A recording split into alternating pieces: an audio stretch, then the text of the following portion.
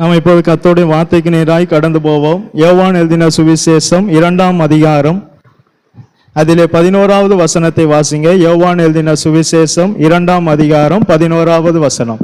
இவ்விதமாக இயேசு இந்த முதலாம் அற்புதத்தை கலிலேயாவில் உள்ள கானா ஊரிலே செய்து தம்முடைய மகிமையை வெளிப்படுத்தினார். நல்ல கவனிங்க. இந்த உலகத்திலே அற்புதங்களை எதிர்பார்க்காத குடும்பங்களோ தனி நபரோ கிடையாது.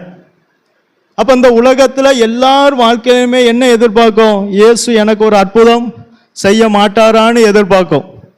எவ்வளவு பெரிய ஊழியக்காரராக இருந்தாலும், அவர் அற்புதங்களை செய்கிறவராகவே இருந்தாலும், அவருடைய தனிப்பட்ட வாழ்க்கையிலுமே என்ன எதிர்பார்ப்பார்? இயேசு எனக்கு ஒரு அற்புதத்தை செய்ய மாட்டாரா என்று எதிர்பார்ப்பார். இந்த எதிர்பார்ப்பு மிகவும் நல்லது. ஆனா அற்புதத்துல ரொம்ப கவனமா இருக்க வேண்டும். ஏன் அற்புதத்துல கவனமா இருக்க வேண்டுமானால், எப்படி ஆதார் கார்டு ஒரிஜினல் இருக்கோ அதே போல இப்போ என்ன இருக்கு? ஜெராக்ஸ் இருக்கு. எப்படி பேன் கார்டு ஒரிஜினல் இருக்கோ அதே போல இப்போ என்ன இருக்கு?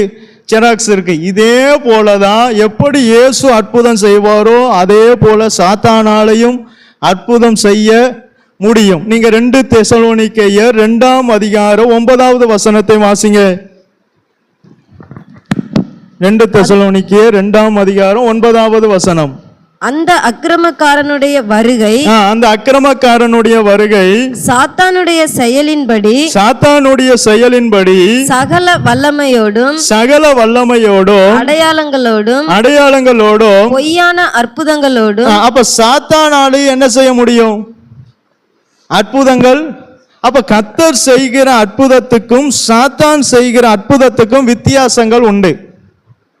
சாத்தான் செய்கிற அற்புதத்திலே வஞ்சகம் இருக்கும். ஆனா கர்த்தர் செய்கிற அற்புதத்துல என்ன இருக்காது? தேவ நாம மகிமைப்படுமே தவிர வஞ்சகம் இருக்காது. அது நீங்க இயேசுவை சோதிக்கும்படி சாத்தான் இயேசுனிடத்துல போனான்.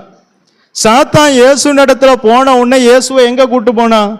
மலையின் உச்சிக்கு கூட்டு போனான். அப்ப இவனால என்ன செய்ய முடியுது? அற்புதம். ஆனா அந்த அற்புதத்துல என்ன இல்லை? தேவனுடைய மகிமை இல்லை. அதுதான் ரொம்ப கவனிக்கணும். அங்க அற்புதம் செய்தாங்க, இங்க அற்புதம் செய்தாங்கன்னு தாவிடக்கூடாது. அந்த அற்புதத்துல தேவனுடைய மகிமை இருக்கான்னு பார்க்கணும். சாத்தானாலையும் அற்புதம் செய்ய முடியும். எப்படி இந்த உலகத்துல எல்லாத்துக்கும் ஒரிஜினலுக்கு ஜெராக்ஸ் இருக்கோ இதே போல இயேசு செய்கிற அடையாளங்கள் அற்புதங்களுக்கு ஜெராக்ஸும் சாத்தானால என்ன செய்ய முடியும்? செய்ய முடியும். அப்ப இயேசு இந்த கானா ஊரிலே அற்புதத்தை செய்ய காரணம், ஒரு குடும்பம் இயேசுவின் இடத்துல அற்புதத்தை எதிர்பார்த்தது. இதே போல அநேக குடும்பங்கள் இயேசு என்னுடைய வாழ்க்கையில ஒரு அற்புதம் செய்ய மாட்டாரா, இயேசு எனக்கு ஒரு அற்புதங்களை செஞ்சு தந்துட மாட்டாரான்னு நம்ம எல்லாருமே என்ன செய்வோம்? எதிர்பார்ப்போம். ஆனா அந்த எதிர்பார்ப்பு என்னது? நல்லது. ஆனா அந்த எதிர்பார்ப்புக்கு தகுந்தாற் போல இயேசு நமக்கு அற்புதம் செய்ய வேண்டுமானால் அதற்கு சில குவாலிஃபிகேஷன் என்ன செய்ய வேண்டும்? தேவை. இயேசு நம்முடைய வாழ்க்கையில அற்புதம் செய்ய ஆயத்தமா இருக்கார். ஆனா அதற்குரிய குவாலிஃபிகேஷன் நம்ம வாழ்க்கையில வேணும். நான் இன்னைக்கு சிம்பிளா தான் பேச போறேன். அதை தான் நம்ம இன்னைக்கு என்ன செய்ய போறோம்? பார்க்க போறோம். மொத்தம் 3 காரியங்கள் தேவை. இயேசு நம்முடைய வாழ்க்கையில அற்புதம் செய்ய வேண்டுமானால் அவர் அற்புதங்களை செய்வதற்கு நாம் என்ன செய்ய வேண்டும்? நம்முடைய வாழ்க்கையிலேயோ நம்முடைய குடும்பத்திலேயோ நம்முடைய தனிப்பட்ட ஜீவிதத்திலேயோ இயேசு நமக்கு ஒரு அற்புதத்தை செஞ்சு தரணுமானால் அந்த அற்புதத்தை இயேசு எனக்கு செஞ்சு தருவதற்கு நான் என்ன செய்ய வேண்டும் என்கிற ஒரு கேள்வி உண்டு. அதுதான் இந்த குடும்பத்திடம் நம்ம படிக்க போறது. இந்த குடும்பம் கானா ஊர்ல இருக்கிற ஒரு குடும்பம். இந்த குடும்பத்தினுடைய பேர் போடல, இந்த குடும்பத்தினுடைய ஒரு நபருடைய பேர் என்ன செய்யல, போடப்படல. ஆனா இந்த குடும்பத்தின் மூலம் அந்த கானா ஊருக்கே என்ன வெளிப்பட்டது? தேவனுடைய மகிமை வெளிப்பட்டது. அப்ப நம்மை ஒரு ஊரில் வச்சா நம்முடைய குடும்பத்தின் மூலம் அந்த ஊர்களுக்கு என்ன வெளிப்படணும்? தேவனுடைய மகிமை வெளிப்படணும். தயவு செய்து வசனத்தை கேட்டுட்டு போகாதீங்க. செய்யதற்கு பயிற்சி பண்ணுங்க. கிறிஸ்துவை முன்னிட்டு வேண்டிக் கொள்கிறேன். வசனத்தை கேட்டோம் போறோம்னு போகாதி, அது பிரயோஜனமே இல்லை. நான் 40 நிமிஷம் அரை மணி நேரம் பேசினாலும் அதில் என்ன இல்லை, வேஸ்ட்டு. அதில் ஒரு பிரயோஜனம் இல்லை. அதை செய்ய கொண்டு வாங்க, நடைமுறைக்கு கொண்டு வாங்க. இல்லைன்னா நம்ம இத்தனை வருஷம் வசனம் கேட்டாலும் என்ன இருக்காது, இவ்வளோ நேரம் வசனம் கேட்டாலும் என்ன இருக்காது, ஒரு பெனிஃபிட் இருக்காது. இயேசு நம்ம வாழ்க்கையில் அற்புதம் செய்யணும்னா நடைமுறைக்கு கொண்டு வர வேண்டியதை நடைமுறைக்கு கொண்டு வராமல் அற்புதங்களை காண முடியாது. இயேசுவை இவங்க அழைச்சாங்க. நல்ல கவனிக்க, நம்ம குடும்பத்தில் என்ன நடந்தாலும் யாரை அழைக்கணும்? முதலாவது என்ன காரியத்துக்கு முதலாவது அழைக்கிறது யாரு? இயேசுவை தான் அழைக்கணும். யாரை கூப்பிடுதோமோ இல்லையா, யாரை கூப்பிடணும்? இயேசுவை. ஏன் இயேசுவை கூப்பிடணும்? அதுதான் இப்போ நான் சொல்ல போறேன். இப்போ இவங்க இயேசுவை கூப்பிட்டுட்டாங்க. இப்போ இயேசுவை இவங்க கூப்பிட்டதுனால அற்புதம் நடந்ததா? அப்படி பார்த்தா நம்மளும் தினமும் என்ன செஞ்சிட்டு இருக்கோம்? ஏசப்பாவே. அப்போ தினமும் நம்ம வாழ்க்கையில் என்ன நடக்கணும்? ஆனால் இயேசுவை இவங்க அழைச்சதுனால இவங்களுக்கு அற்புதம் நடந்ததா? யாராவது பதில் சொல்லுங்க. இயேசுவை இவங்க அழைச்சதுனால இந்த கானாவூர் கல்யாண வீட்டில் அற்புதம் நடந்ததா? இல்ல, இவங்க செய்ய வேண்டியதை செஞ்சதுனால தான். அப்ப அவர் அற்புதம் செய்வதற்கு நம்ம என்ன செய்யணும்? கொஞ்சம் இடம் கொடுக்கணும். அவர் அற்புதம் செய்ய சொல்லிட்டு அவரை அழைச்சிட்டு நமக்கு வர சூழ்நிலையில நமக்கு வர கடன் அவரை அழைச்சிட்டு கர்த்தாவே அற்புதம் செய்யும்னு ஜெபம் பண்ணிட்டு நம்ம என்ன செய்வோம்? இடம் கொடுப்போமா? கண்டிப்பா அநேகருடைய வாழ்க்கையில இதுதான் தவறு. இயேசு அற்புதம் செய்ய தயார், ஆனா அதற்கு நாம இடம் கொடுக்கல. நான் இந்த குடும்பத்தில் படிச்சது அதான். இந்த குடும்பத்தில் இயேசு அற்புதம் செய்வதற்கு இந்த குடும்பம் இயேசுவை அழைச்சது மாத்திரம் அல்ல, இயேசு அற்புதம் செய்வதற்கு இந்த குடும்பம் இடம் கொடுத்துச்சு. அப்ப இயேசு நம்முடைய வாழ்க்கையில் அற்புதம் செய்ய நாம என்ன செய்யணும்? இடம் கொடுக்கணும். இடம் கொடுக்காம இயேசு நம்ம வாழ்க்கையில் எந்த அற்புதமும் செய்யவே மாட்டார். நம்ம தாங்க கொஞ்சம் இடம் கொடுக்கணும். அவர் செய்ய ஆயத்தம். நீங்க நல்ல பைபிளை படிச்சு பாருங்களேன், அவர் வாயிலேருந்து இல்லைங்கிற வார்த்தையே வந்திருக்காது. நீங்க வீட்டில் உட்கார்ந்து என்னென்ன தேடி பாருங்க, இயேசு வாயிலேருந்து இல்லைங்கிற வார்த்தையே வந்திருக்காது. அவர் வாயிலே கிடையாது. ஏன்னா அவரால் எல்லாம் கூடும். நமக்கு அற்புதத்தை செய்ய முடியும். மனுஷரால் இது கூடாதது தான், ஆனா தேவனால் எல்லாம் கூடும். அதான் போட்டிருக்கு, எல்லாம் கூடும். எல்லாம்னா என்னது? டோட்டல். கூடாதது ஒன்று. அப்ப அவர் அற்புதம் செய்ய ரெடி. அவர் நம்ம அற்புதத்தை காண நம்ம ஆயத்தமா? நம்ம வாழ்க்கையில அவர் அற்புதத்தை செய்ய அவர் எப்பவோ ரெடியா இருக்காருங்க. நீங்க வேண்டிக் கொள்வதற்கு முன்னமே உங்களுக்கு இன்னது தேவை என்பதை அப்ப அற்புதம் செய்ய மாட்டாரா? நம்ம ஜெபிக்கிறதுக்கு முன்னாடியே இவனுக்கு இது தேவை அப்படிங்கிறதே அவருக்கு தெரியுது. அப்ப அவர் தரமாட்டாரா?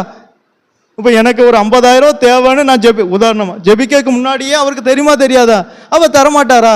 அவர் அற்புதம் செய்ய நான் இடம் கொடுக்கணும். நான் இடம் கொடுக்க. அப்ப எலியா கிட்ட சொல்றார் ஒரு உதாரணமா, எலியாவே நீ கேரு தாட்டண்டையில போய் இரு, நான் உன்னை போசிக்க என்ன செய்வேன்? காகத்தை அனுப்புவேன்னு சொல்லிட்டார். இப்ப நம்மள சொன்னா நம்ம என்ன செய்வோம்? காக்கா வருமா? நம்ம என்ன செய்வோம்? காக்கா வருமா? அது இறைச்சி கொண்டுட்டு வருமா? இது நடக்குமா? ஆனா எலியா என்ன செஞ்சார்? போய் ஆற்றங்கரையில போய் உட்கார்ந்து இருந்த. நம்ம உட்காருவோம், வாக்குத்தத்தம் வாங்கிடுவோம், இயேசுட்டேந்து வாக்குத்தத்தத்தை வாங்கிடுவோம். ஆனா இயேசு அதை செயல்படுத்த நம்ம இடம் கொடுக்கணும். இப்ப எலியா போய் என்ன செஞ்சிருக்கணும்? காக்கா வருமா? யோசிக்கணுமா வேண்டாம்? காக்கா வருமா? ஆனா எலியா போய் என்ன செஞ்சார்? ஏன் உட்கார்ந்து இருக்கார்? கர்த்தர் வாக்குத்தத்தம் தந்துட்டார். அந்த வாக்குத்தத்தத்தை நிறைவேற்ற நான் என்ன செய்யணும்? காத்திருக்கேன். அந்த வாக்குத்தத்தம் என் வாழ்க்கையில நிறைவேற நான் காத்து இருக்கணும். ஆனா நம்மகிட்ட இந்த காத்திருப்பே இருக்காது. அப்பந்தான் இயேசு நம்முடைய வாழ்க்கையில செய்கிற அற்புதத்தை நம்மளால பார்க்க முடியும். நம்ம குடும்பம் அநேகருக்கு தேவனுடைய மகிமையை வெளிப்படுத்த முடியும். நம்ம மூலம் அநேகர் ஆசீர்வதிக்கப்பட முடியும்.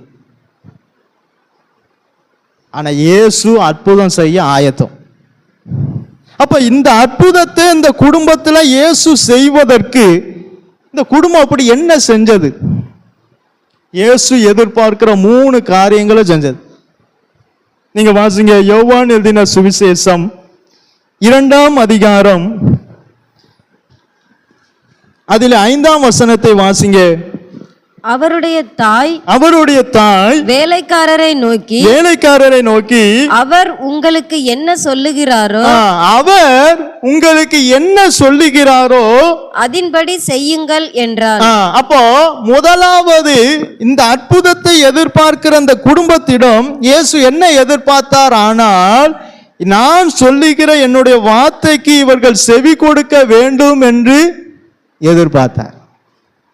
கர்த்தருடைய வார்த்தைக்கு செவி கொடுத்தல் நம்மிடத்தில் இல்லாமல் நம்முடைய வாழ்க்கையில் அற்புதங்களை எதிர்பார்ப்பது வீண். கர்த்தருடைய வார்த்தைக்கு நம்ம எப்ப செவி கொடுக்கிறோமோ அப்பொழுது நம்முடைய வாழ்க்கையில் அற்புதங்கள் நடக்கும். நீங்க நியாயாதிபதிகளினுடைய புஸ்தகம் 9ஆம் அதிகாரம் 7ஆம் வசனத்தை வாசிங்க. அங்க சீகேமின் மனுஷரிடத்துல ஒரு மனிதன் வந்து என்ன சொல்றாருன்னு பாருங்க, வாசிங்க. இது யோதாமுக்கு அறிவிக்கப்பட்ட போது அவன் போய் கெரிசிம் மலையின் உச்சியில் ஏறி நின்று உரத்த சத்தமிட்டு கூப்பிட்டு அவர்களை நோக்கி சீகேமின் பெரிய மனுஷரே தேவன் உங்களுக்கு செவி கொடுக்கும்படி நீங்கள் எனக்கு செவி கொடுங்கள். அப்ப கர்த்தர் நமக்கு செவி கொடுக்க வேண்டுமானால், கர்த்தர் நம்முடைய ஜெபத்தை கேட்க வேண்டுமானால் நாம் அவருக்கு செவி கொடுக்க வேண்டும். அப்ப தேவனிடத்துல நாம் எதிர்பார்ப்பதற்கு முன்பு தேவன் நம்மிடத்துல என்ன உண்டு? எதிர்பார்ப்பு உண்டு. அவர் அற்புதம் செய்ய ஆயத்தம். ஆனா அந்த அற்புதத்தை காண நம்மிடத்திலும் நம்முடைய குடும்பத்திடமும் ஆயத்தம் இருக்கணும். அந்த ஆயத்தம் பட்டுட்டோமானால் அவருடைய அற்புதத்தை நம்முடைய கண் காணும். அப்ப செவி கொடுக்க என்ன வேணும்? லேவியராகமம் 26ஆம் அதிகாரம் 21ஆம் வசனத்தை வாசிங்க. நீங்கள் எனக்கு செவி கொடுக்க மனதில்லாமல் அப்போ செவி கொடுக்க என்ன வேணும்? நீங்க எல்லாத்தையுமே பாருங்களேன், இயேசு செய்ய சொன்னதை செய்வதற்கு எல்லாத்துக்குமே ஒரு மனசு வேணும். இயேசு அதை தான் எதிர்பார்ப்பார். இவன் மனசோட செய்யணும் தான் எதிர்பார்ப்பார். நீங்க என்ன செஞ்சாலும் இயேசு என்ன எதிர்பார்ப்பா தெரியுமா? இவன் மனசோடு செஞ்சாதான் அவர் மனசோடு என்ன செய்வார்? ஆசீர்வதிப்பார். அப்ப இவர்களுக்கு செவி கொடுக்க என்னதில்லை? மனதில்லாமல் எனக்கு எதிர்த்து நடப்பீர்களானால் நான் உங்கள் பாவங்களுக்கு தக்கதாக இன்னும் ஏலத்தனை வாதையை உங்கள் மேல் வரப்பண்ணி உங்களுக்குள்ளே வெளியின் துஷ்ட மிருகங்களை வரவிடுவேன். அப்ப நாம கர்த்தருடைய வார்த்தைக்கு செவி கொடுக்கும் போது நம்முடைய வாழ்க்கையில் என்ன நடக்கும்? அப்ப அந்த வார்த்தைக்கு நம்ம எதிர்த்து நின்னா நம்முடைய வாழ்க்கையில அற்புதத்தை காணவே முடியாது. என்னைக்குமே கர்த்தருடைய வார்த்தைக்கு செவி கொடுத்து அதுக்கு அப்படியே நம்ம செஞ்சா கண்டிப்பா நம்ம வாழ்க்கையில எதை பார்க்கலாம்? அற்புதத்தை பார்க்கலாம். நான் சொல்லலை, இந்த குடும்பம் சொல்லு. அவர் என்ன சொல்லுகிறாரோ அதன்படி என்ன சொல்வான்னு தெரியுமா? ஐயா திராட்சை ரசம் இல்லை, இப்போ பந்தி பருமாறணும், எனக்கு திராட்சை ரசம் இல்லை. இப்போ வந்து அந்த அம்மா வந்து இப்போ நம்ம ஒரு கல்யாணம் வைக்கணும் வைங்க, ஏதாவது சாப்பாடு ரசமோ சாம்பாரோ குறைஞ்சிட்டு இல்லை. இப்போ ஒருத்தர் வந்து ஏசப்பா என்ன சொல்றாரோ அதன்படி செய்யுங்கன்னு சொன்னார், நீங்கள் என்ன சொல்லுவீங்க? கொஞ்சமாவது இவருக்கு இப்போ சாம்பார் இல்லை, ஒருத்தர் இப்போ நானே வாரேன், நான் வந்து சொல்றேன் எப்போ சாம்பார் அவர் என்ன சொல்றாரோ அதன்படி செய்யுங்க. இப்போ நீங்கள் என்ன சொல்லுவீங்க? வெறும் முட்டாள் பாஸ்டராக இருப்பார் போல. சாம்பார் இல்லைங்க. இந்த நேரத்தில் அவர் வந்து அவர் என்ன சொல்றாரோ பேட்ரிக்கெல்லாம் யோசிங்க. ஆனால் இவங்க பாருங்க, அந்த வார்த்தைக்கு செவி கொடுக்கிற செவி கொடுத்தல் இவங்ககிட்ட இருந்தது. அதுதான் அற்புதத்தை காண பண்ணுச்சு. இந்த மாதிரி குவாலிஃபிகேஷன் தான் நம்மகிட்ட வேணும்.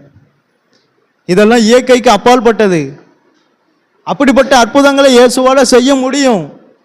ஆனால் நம்ம என்ன செய்யணும்? அவருடைய வார்த்தைக்கு செவி கொடுக்கணும். அப்போ முதலாவது இயேசு நம்முடைய வாழ்க்கையில அற்புதம் செய்ய வேண்டுமானா என்ன செய்யணும்? அவருடைய வார்த்தைக்கு. இரண்டாவது வாசிங்க, ஆதியாகமத்தின் புஸ்தகம் 22ஆம் அதிகாரம் 18வது வசனத்தை வாசிங்க. நீ என் சொல்லுக்கு கீழ்ப்படிந்தபடியினால். நல்ல கவனிங்க. ஆபிரகாம் இடத்துல தேவன் சொன்னார். என்ன சொன்னார்? நீ ஏகசுதன், உன் நேசகுமாரனை எனக்காக தகன பலியிடுன்னு சொல்றார். இப்ப நம்மகிட்ட சொல்றாருன்னு வைங்க, நம்ம என்ன செய்வோம்?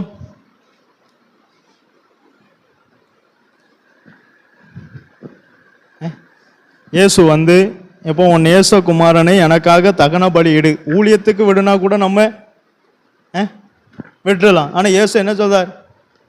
ஒரு உதாரணம், இம்மானுவேல் இருக்காங்க, ஜோஸ்வாவை எனக்காக தகன பலி, உதாரணமாக தான், தப்பா நினச்சிடாங்க, எனக்காக தகன பலி இடுன்னு சொல்றாருன்னு வைங்க.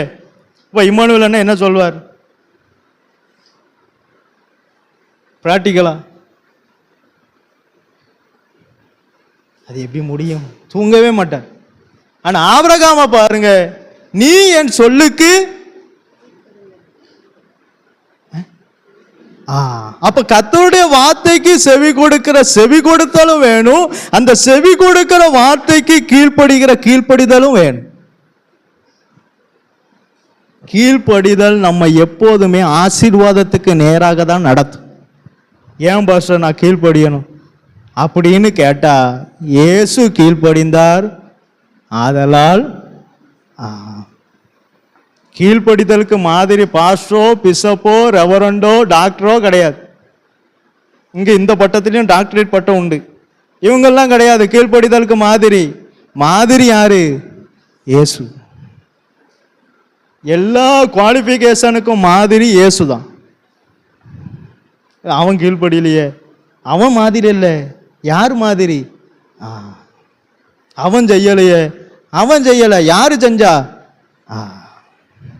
இப்போ பாதம் கழுவுதான், அவன் செஞ்சனாலேயே நம்ம செஞ்சிட்டு இருக்கோம்? இல்லை, இயேசு செஞ்சார், நானும் என்ன செய்யறேன். அவர் தான் மாதிரி. அந்த மாதிரியை தான் இவன் தன்னுடைய வாழ்க்கையில கொண்டு வந்தான். இந்த கீழ்ப்படிதல் ஆபிரகாமை எங்க கொண்டு போச்சு? அந்த வசனத்தை திரும்ப வாசிங்க. நீ என் சொல்லுக்கு கீழ்ப்படிந்தபடியினால் உன் சந்ததிக்குள் பூமியில் உள்ள சகல ஜாதிகளும் ஆசீர்வதிக்கப்படும் என்றும். அப்ப நம்ம பிள்ளைகளுடைய ஆசீர்வாதம் யார் கையில இருக்கு? நம்ம கையில தான் இருக்கு. ஐயா, இந்த சந்ததியே பூமிக்குள்ள ஆசீர்வதிக்கப்படுது. வாக்குத்தத்தமே வாங்கி கொடுத்துட்டார் பாருங்க ஆபிரகாம். அப்ப எந்த அளவுக்கு இவர் கீழ்ப்படிஞ்சிருக்கார். இப்போ அநேக பெற்றோர்கிட்ட என்ன இல்லை? உண்மையாவே இது இல்லை. ஆனா நீங்க அதை செஞ்சு பாருங்க. யாருக்காக?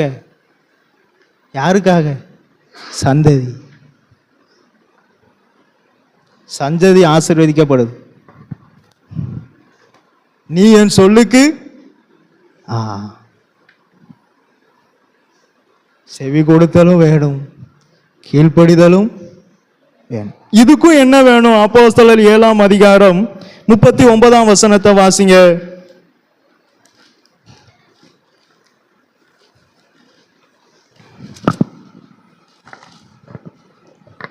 அப்போஸ்தலர் 7:39. இவனுக்கு நம்முடைய பிதாக்கள் கீழ்ப்படிய மனதாயிராமல். அப்ப இதுக்கும் என்ன வேணும்? மனசு வேணும். அப்ப செவி கொடுக்கவும் என்ன வேணும்? கீழ்ப்படியவும் மனசு இல்லாம நம்மளால எதுவும் செய்ய முடியாது. இயேசுவே வந்து சொன்னாலும் நம்மளால எதையும் மனசு வேணும். மனசு இருந்தால் மட்டும்தான் அவருடைய வார்த்தைக்கு செவி கொடுக்க முடியும். மனது இருந்தால் மட்டும்தான் அவருடைய வார்த்தைக்கு கீழ்ப்படிய முடியும். அப்ப கீழ்ப்படிதல் நம்மை ஆசீர்வாதத்துக்கு நேராய் நடத்தும் என்பதை பார்த்தோம். கீழ்ப்படியாமை, உபாகமம் 8ஆம் அதிகாரம் 20ஆம் வசனத்தை வாசிங்க. உபாகமம் 8ஆம் அதிகாரம் 20ஆம் வசனத்தை வாசிங்க. உன் தேவனாகிய கர்த்தருடைய சத்தத்திற்கு உன் தேவனாகிய கர்த்தருடைய சத்தத்துக்கு நீங்கள் கீழ்ப்படியாமற் போவதினால் கர்த்தர் உங்களுக்கு முன்பாக அளித்த ஜாதிகளைப் போல நீங்களும் அழிவீர்கள். அப்ப அவர்களுக்கும் இவர்களுக்கும் என்ன இல்ல, அப்போ டிஃபரெண்ட் இல்ல பாருங்க. அவங்களும் அழிச்சார் கர்த்தர். ரட்சிக்கப்படாதவங்க, இயேசுவை அறியாதவங்க, இயேசுக்கு இது பண்ணாங்க, அவங்கள அழிச்சார். அப்ப இவங்க இயேசுவை அறிஞ்சவங்க, இயேசுவை சொந்த ரட்சகரா ஏற்றுக்கொண்டவங்க, கிருபை பெற்றவங்க, ஞானஸ்தானம் பெற்றவங்க, அபிஷேகம் பெற்றவங்க. ஆனா இவங்க கீழ்ப்படியாம போவதனால இப்ப அவங்கள போலவே நான் இவங்களையும் அழிப்பாங்க. அப்ப நம்ம கீழ்ப்படியாம நம்மளை எங்க கொண்டு போகுது? அழிவுக்கு. அப்ப அவங்களுக்கும் நமக்கு வித்தியாசமே இல்லையே. ஒரே ஒரு வித்தியாசம், நம்ம சபைக்கு வாரோம், அவங்க சபைக்கு, நம்ம இயேசுவை ஏற்றுக்கொண்டு அவங்க ஏற்று, இவ்வளவுதான் வித்தியாசம். கீழ்ப்படிதல் மிகப்பெரிய ஆசீர்வாதத்தை தரும், உண்மையாவே தரும். நான் இவ்வளவு தூரம் வந்தது காரணமே அதான், கீழ்ப்படிதல். பையங்க இந்த வயசு அப்படியே இருக்க தோணும். என்ன செய்யணும்? பெரியவங்க சொல்ல முடியாது. என்ன செய்யணும்? முதலாவது கர்த்தருக்கு கீழ்ப்படியணும், ரெண்டாவதுதான் பெற்றோருக்கு. முதலாவது யாருக்கு? நம்ம அப்படியே என்ன செஞ்சாச்சு? இப்போல்லாம் காலமே மாறிட்டு. கர்த்தரெல்லாம் ரெண்டாவதாயா, முதல்ல யாரு? உண்மையை சொன்னா ஆசீர்வாதத்துக்கு தடையே நம்ம தாங்க. கர்த்தர் ஏன் ஆசீர்வதிக்கல? கர்த்தர்கிட்ட போய் கேட்கறதுல பிரயோஜனமே இல்லை. நம்ம மாறாம எங்க ஆசீர்வாதம் வரும்? நெவர். நீங்க என்ன முயற்சி பண்ணி பாருங்க, வராது. ஆசீர்வாதம் நம்ம கையில தான் இருக்கு. ஆபிரகாமுக்குரிய ஆசீர்வாதம் யார் கையில இருந்தது? கர்த்தர்ட்ட அவட்ட அவ்வளவு ஆசீர்வாதம் இருந்ததா இல்லையா? அந்த ஆசீர்வாதம் ஆபிரகாமுக்கு கொடுக்க காரணம் என்ன? அவன் விக்கிரக வழிபடும் போதே கொடுத்திருக்கலாமே. முடியுமா? முடியாதா? கர்த்தர் கொடுத்திருக்கலாமே, அப்ப ஏன் கொடுக்கல?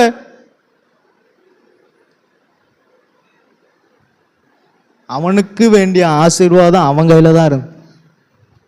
நம்ம சந்ததிக்கு கொடுக்க வேண்டிய ஆசீர்வாதம் நம்ம கையில தான் இருக்கு. சேஞ்ச் யுவர் லைஃப், அப்பந்தான் அற்புதத்தை காண முடியும். நம்ம வாழ்க்கையில சேஞ்ச் வராம கர்த்தரிடத்திலிருந்து இந்த வசன பிரகாரம் அற்புதத்தை காண முடியாது. இயேசு அற்புதம் செய்ய மாட்டார்னு நான் சொல்லலை, அவர் ரெடி. இயேசு அற்புதத்தை செய்ய ஆயத்தம். ஒரு நிமிஷம் போதும். லாசருவே ஒரு நொடி தான், அவரால் முடியும்.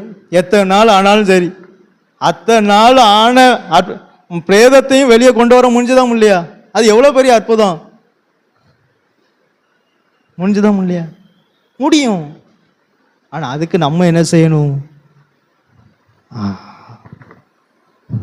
அவரால் கூடாத காரியம் ஒன்றுமே இல்லை. இயேசு உங்க வாழ்க்கையில உங்க குடும்பத்துல அற்புதத்தை செய்ய அவர் ஆயத்தம். நீங்க ஆயத்தமா? அவர் ரெடி.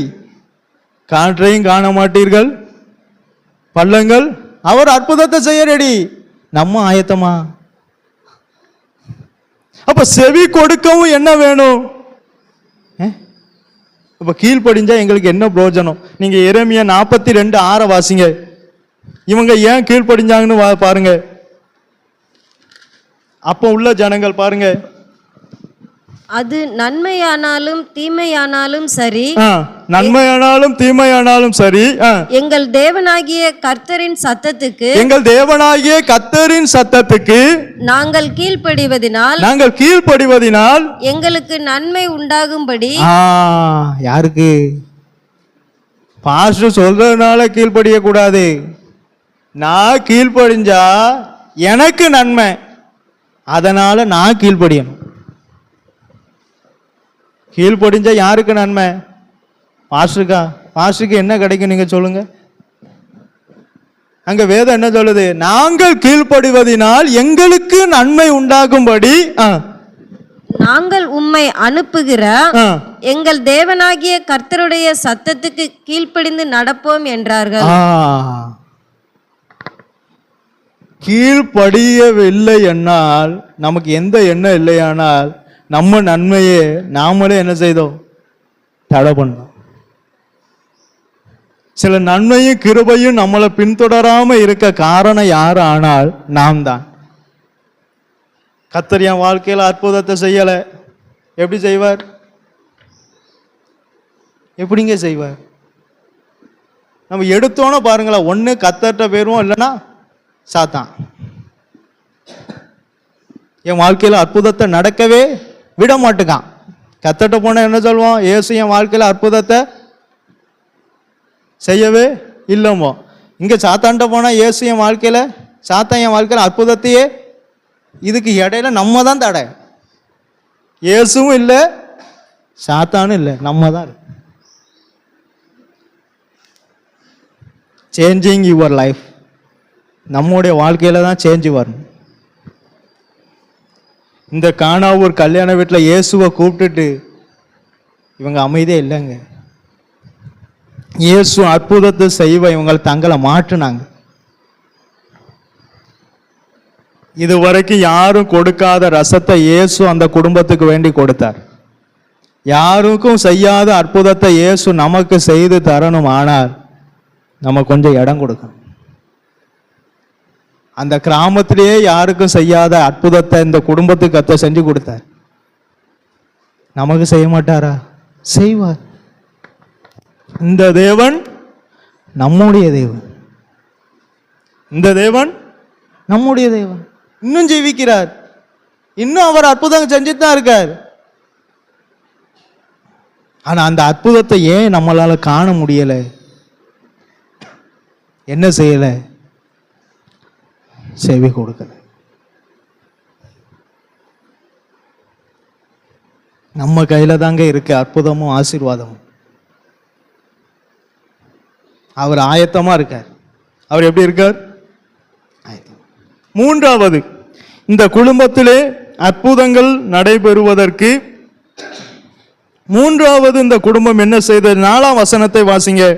யோவான் எழுதின சுவிசேஷம் 2ஆம் அதிகாரம் 4ஆம் வசனம். அதற்கு இயேசு, ஸ்திரீயே, எனக்கும் உனக்கும் என்ன? என் வேலை இன்னும் வரவில்லை என்றார். அப்ப 4வது தேவனுடைய வேலைக்காக காத்திருந்தாங்க. இந்த 3 காரியமும் நீங்க செஞ்சிட்டு உங்க வாழ்க்கையில அற்புதம் நடக்கலன்னா நீங்க என்கிட்ட வந்து அழகா கேட்கலாம். ஆனா இந்த 3 காரியத்தையும் செஞ்சிட்டு வந்து கேளுங்க. இப்போ புரியுதா ஏன் நம்ம வாழ்க்கையில அற்புதம் நடக்கலை?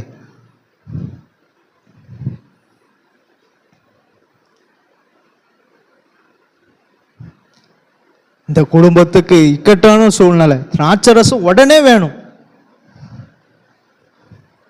என்ன பந்தியில உட்கார்ந்துருக்காங்க, அவங்களுக்கு என்ன கொடுக்கணும்? இக்கட்டான சூழ்நிலையிலும் இயேசுவினுடைய வேலைக்காக காத்திருந்தாங்க. இயேசு தன்னுடைய வாழ்க்கையிலையும் தன்னுடைய குடும்பத்திலும் கிரியை செய்வதற்கு இடம் கொடுத்தாங்க. இப்போ நம்ம அப்படியே இல்லை. நம்மளே எல்லாம் செஞ்சுட்டு கத்தாவேன்னு கடைசியில் அவரை மகிமைப்படுத்தணும். கர்த்தர் செய்யணும். கர்த்தருக்கு கொஞ்சம் இடம் கொடுத்து பாருங்க. ஒரு கொஞ்ச நேரம் கொடுங்க. உங்கள் வாழ்க்கையில் உங்கள் குடும்பத்தில் கர்த்தருக்குன்னு கொஞ்ச நேரம் கொடுங்களேன்.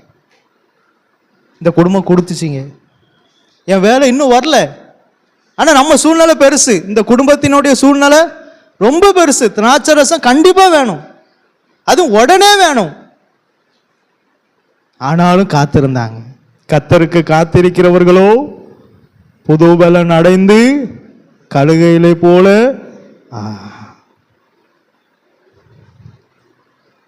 காத்து இருக்கிறவங்களை கர்த்தர் கைவிட்டதே இல்லை. கர்த்தருக்கு காத்து. இப்ப இயேசு வரப்போதே யாருக்காக? அவருக்காக. காத்து இருக்கிறவங்களுக்காக தான் வராரு. அப்ப காத்து இருக்கிறவங்களை இயேசு கைவிடவே மாட்டார். இயேசுவுக்கு கொஞ்சம் வேலை கொடுங்க, இயேசுவுக்கு கொஞ்சம் நேரம் கொடுங்க. அவர் கிரியை செய்யணும்.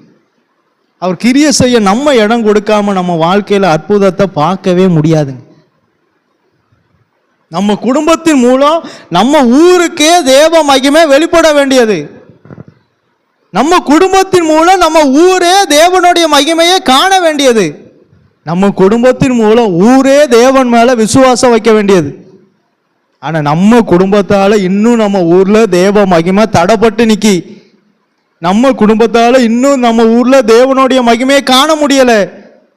காரணம் என்ன?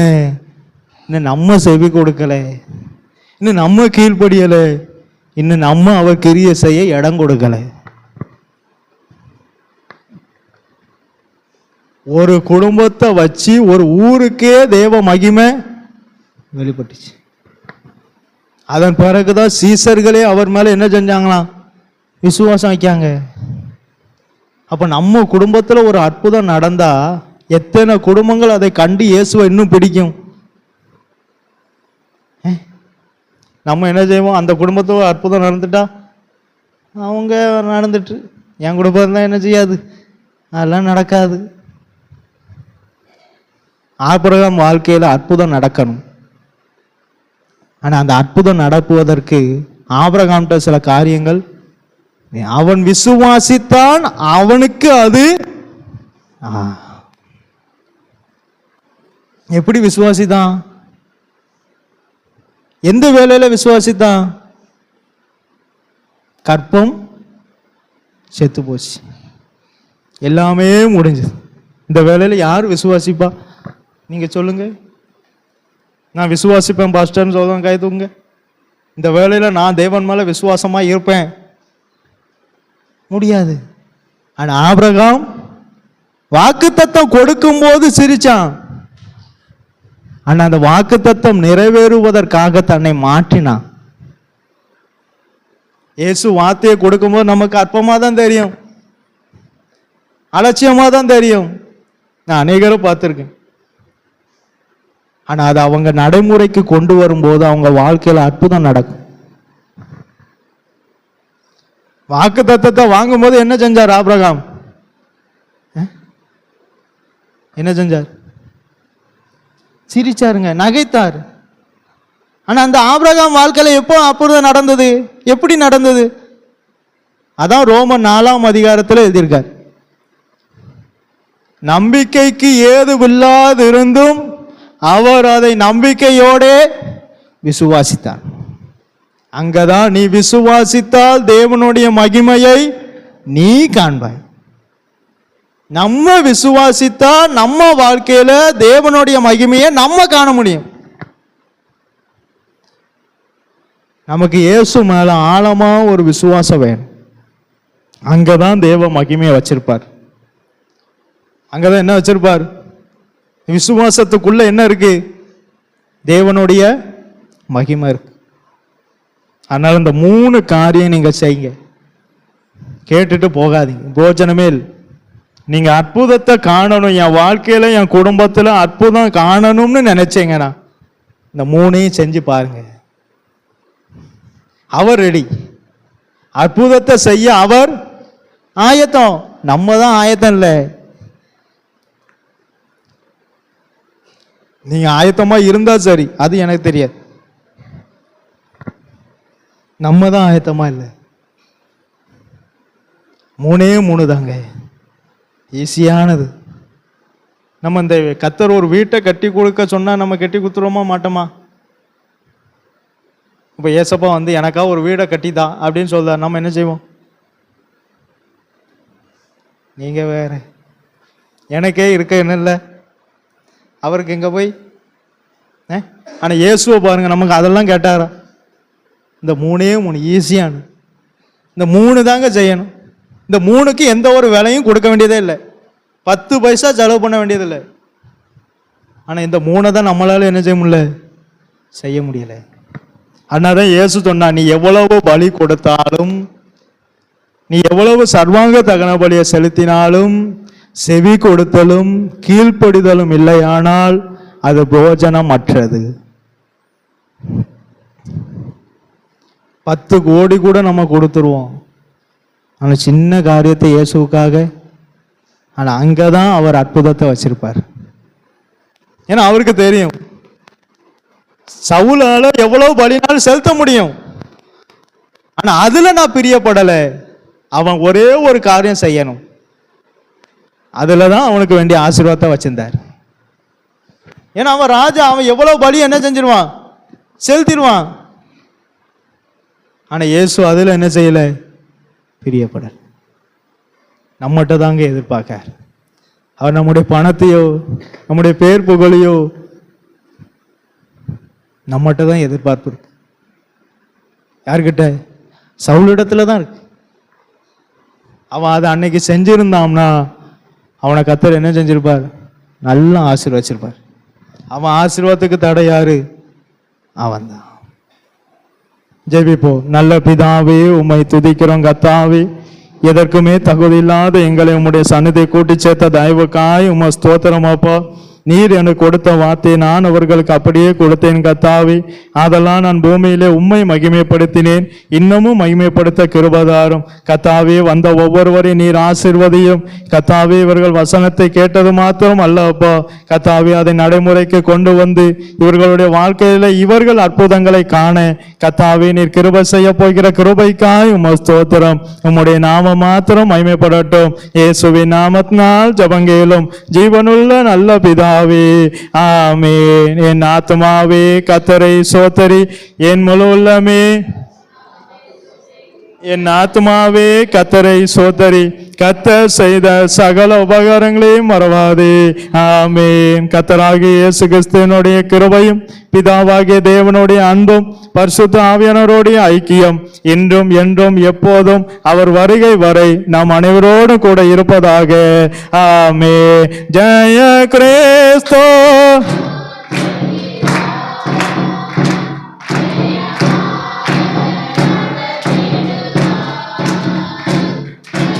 கிறிஸ்து முன் செல்கிறார், ஜெயமாக நடத்திடுவார். ஜெய கீதங்களாம்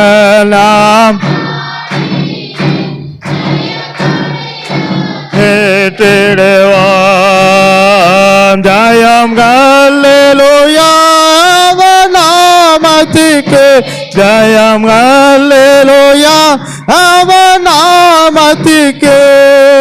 இயேசு கிறிஸ்து முகாந்தரம் நம்ம ஜெயம் தந்த கர்த்தருக்காய் 3 அல்லேலூயா சொல்லுவோம். அல்லேலூயா அல்லேலூயா அல்லேலூயா.